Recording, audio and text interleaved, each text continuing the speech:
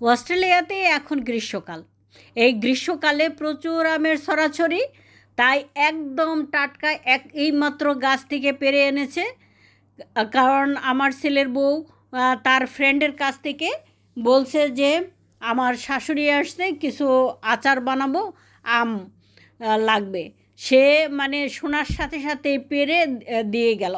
আর এখনই আমি এইগুলো ধুয়ে কেটে একদম পরিষ্কার করে মুছে প্রত্যেকটা আমি মুছে শুকাই নিয়েছি। এবং এটি কেটে একটু শক্ত ছিল। আসলে অস্ট্রেলিয়াতে যে আমি আচার করতে পারবো এটাই আমি চিন্তা করি নাই। আর এখন আমি আমার হাতের কাছে, আমার তো খুবই খুশি লাগছে। কারণ আমি মনে করলাম যে আমার ছেলে মেয়েদের জন্য কিছু মানে আচার করতে পারবো। কারণ সবসময় আমার হাতের আচার খেয়ে অভ্যেস, কিনা আচার তো তাদের খুবই খারাপ লাগে। আর আমি তো তাদের জন্য সবসময় করি। এগুলো কেটে নিচ্ছি। এগুলো কাটতে একটু শক্ত ছিল, তারপরেও আমার খুবই ভালো লাগছে যে শক্ত হলেও যে আচারটা করতে পারবো, এটাই আমার কাছে খুবই ভালো লাগছে। প্রত্যেকটা আমি আমি এইগুলো একদম কেটে ছোট ছোট করে করে নিলাম। কারণ আমি সাধারণত বাংলাদেশে একটা আমের 4 ভাগ করি, আর এখানে অনেকগুলা 6 ভাগ করে নিয়েছি। তারপরে লবণ দিলাম, লবণ দিয়ে হলুদ দিলাম।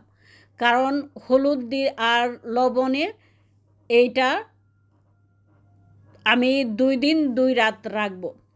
আমার আসলে এইগুলো রাখলে সমস্ত পানি এটা থেকে বের হয়ে আসবে। কারণ এটা কাঁচা আমের, এটা কখনো চুলায় যাবে না। একদম মানে কাঁচা আম দিয়ে তৈরি। আমি সারা রাতে পানিতে ভিজানোর পরে সকালবেলা নিচেরটা উপরে দিলাম আর উপরেরটা নিচে দিলাম। আর এইটা যখন এই যে আমটা যখন চারিদিকে পানি সব বের হয়ে যাবে তখন হয়ে গেছে। তারপরে আমি আবার ঢেকে রাখলাম। ঢেকে রেখে পরের দিন আবার আমি 2 রাত 1 দিন রেখেছি। তারপরে পানি ঝাঁঝরিতে ঝরা দিয়ে তারপরে এই যে সকালবেলা উঠেই আমি এইটা রোদ্রে দিয়েছি। রোদ্রে দিয়ে তারপর মশলা আমি প্রস্তুত করে নিচ্ছি। এখানে হলো পাঁচফোড়ন। এই পাঁচফোড়ন ভেজে আর শুকনা মরিচ ভেজে এগুলো গুঁড়ো করে নেব। আর এটা ইন্ডিয়ান মরিচ, একটু চামড়াটা শক্ত, তাই মানে এটা সে হাম্বল দস্তা দিয়ে তেমন ভালো হচ্ছিল না, দেরি হচ্ছিল, সেজন্য আমি হাতেই গুঁড়া করে নিলাম। আর একটু মানে অত মিহি হবে না। আর বিট লবণ দিয়ে দিলাম, কারণ আমের আচারে বিট লবণ দিলে আলাদা এক ধরনের টেস্ট আসে।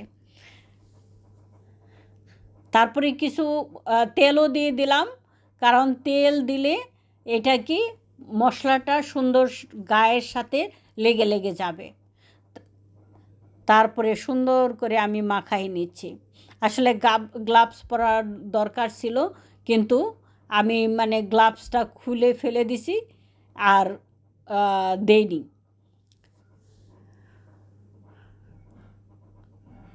অনেকক্ষণ আমি এটা মাখাইছি। মাখানোর পরে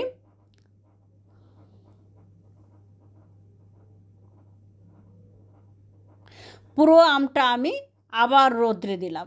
1 ঘন্টার রোদেই হয়ে গেছে। এত রোদ, আর এত মানে অস্ট্রেলিয়ায় এত রোদ মানে চামড়া পুড়ে যায়, মানে রেটা খুব বেশি।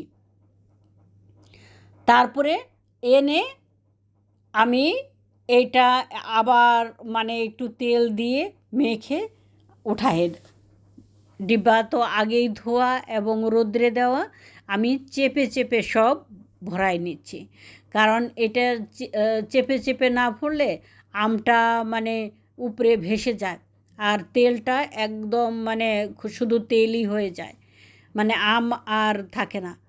সেই জন্য এত বেশি চাপতে হয় যেন তেলটা কম লাগে, কিন্তু যেন পর্যাপ্ত পরিমাণে তেল থাকে। তেল না থাকলে আমটা পচে নষ্ট হয়ে যাবে। এইভাবে করলে আপনি 2-3 বছর রেখে খেতে পারবেন, একদমই নষ্ট হবে না। কারণ এখানে লবণ, বিট লবণ আর আপনার সরিষার তেল সব প্রিজারভেটিভ। তারপরে আমি এইটা তেল দিয়ে তারপরে আবার রোদ্রে 2-3 ঘন্টা রাখলাম। 2 ঘন্টা রাখার পরে বাস ফাইনাল হয়ে গেল। একেবারে 7 দিন আর খোলাখুলি নাই, সারা বছর রেখে খাওয়া যাবে।